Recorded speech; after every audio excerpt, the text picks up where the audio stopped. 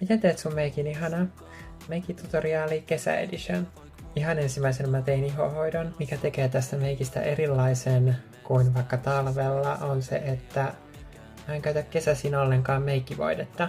En mä kyllä niinku rusketu kesällä ollenkaan, koska mä en halua olla silleen auringossa ja mä käytän 50 aurinkosuojaa ympäri vuoden. Mä vaan laitan tän concealerin tälleen semmosiin kohtiin, mihin mä haluan pikkusen peittoa. Sitten mä otin vähän semmosen vaaleamman concealerin ja laitoin sitä vain niihin kohtiin, mihin mä haluan tuoda sellaista valoa. Tosiaan peskää kädet tosi hyvin ennen kuin lähdette meikkaamaan näin sormin. Sitten pääseekin puuteroimaan, mutta mä puuteroin vaan ne kohdat, mihin mä laitoin concealeria. Puuterivipasta taittelin tämmösen kolmion, niin mä pääsen tänne silmän lähelle helpommin. Yleensä mä laitan tähän näin justiin enemmän puuteria. Sitten mä otan tämmöstä kylmän sävystä varjostusta ja varjostan mun nenän.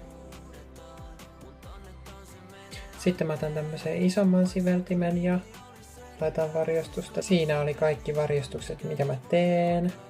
Mä en koe tarpeelliseksi enempää varjostella, koska musta tuntuu siltä, että mun kasvoissa on jo tarpeeksi sellaista muotoa. Ja tosiaan poskipunan vuoro, ja mä tykkään laittaa tälleen ihan nenän päähän tätä poskipunaa.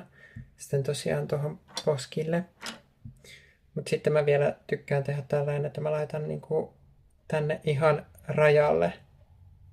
Sitten mä blendaan sen täältä oikein nätisti alaspäin. Että se yhdistyy niinku ton poskessa olevan poskipunan kanssa. Sitten mä tykkään laittaa poskipunaa tähän. Ja tähän. Ja ihan vähän niinku tohon. Sitten kun on poskipunaa laittanut tarpeeksi, laitetaan highlighteria. Mä laitan tämmöisellä siveltämällä, millä on helppo myös ottaa, jos vaikka varisee ripsarit, niin saa tällä nopeasti pois. Mutta mä en käytä tätä samaa. Sitten mä otan pienen siveltimen ja laitan ihan tänne silmän sisänurkkaan. Sen jälkeen taivutellaan ripset. Ja mä teenkin silmien rajaukset. Ripsari, irtoripset.